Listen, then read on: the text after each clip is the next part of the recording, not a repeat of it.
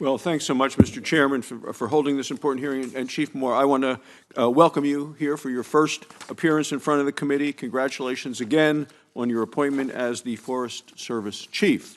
Look forward to working with you and hearing your vision of the agency. We've had a chance to meet previously and discuss these key issues, and as we both agree, our forests play a vital role in a number of vital roles. They provide habitat for wildlife, improve water and soil quality.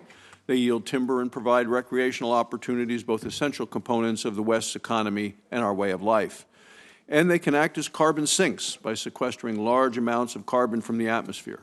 The forest can't play any of these roles if they burn to the ground, and we've discussed that. Last year we had another devastating wildfire season. Wildfires burned over 7 million acres nationwide. Well over half of this destruction occurred on U.S. Forest Service lands. The fires destroyed lives and livelihoods, wiped out wildlife and habitat, increased carbon emissions, and reduced air quality. Of the 6,000 structures destroyed by the wildfires last year, 60% were family homes or residences. So unfortunately, this year seems to be shaping up to be another difficult fire season. Severe drought, a lack of proactive management have turned many of our landscapes into tinderboxes. New Mexico has already been hit with multiple mega fires, including the largest fire in the state's history. This destructive fire originated from controlled burns and has raised questions around whether, when, and where agencies should utilize this tool.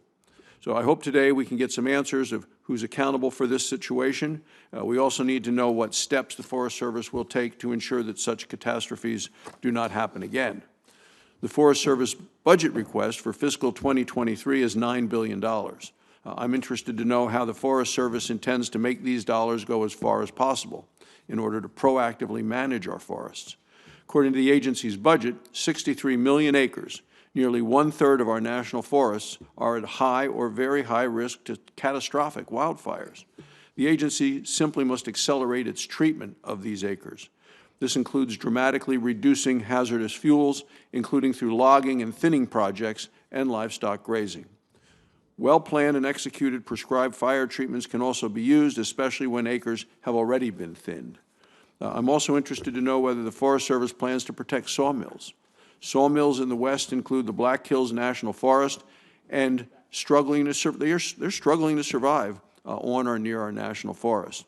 After 120 years of successful partnership with industries, recent actions by the Forest Service have jeopardized the survival of the timber business in Wyoming and South Dakota.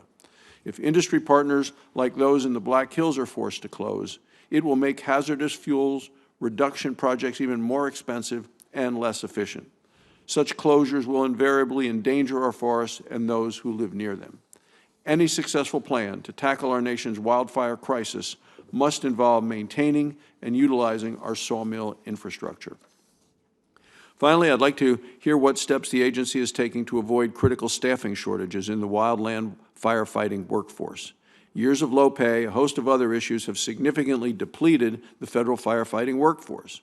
As the wildfire season becomes longer and more intense by the year, we simply can't afford to do without these brave defenders of our forests and surrounding communities. So, again, welcome to the committee, and thank you, Mr. Chairman. I look forward to hearing the testimony.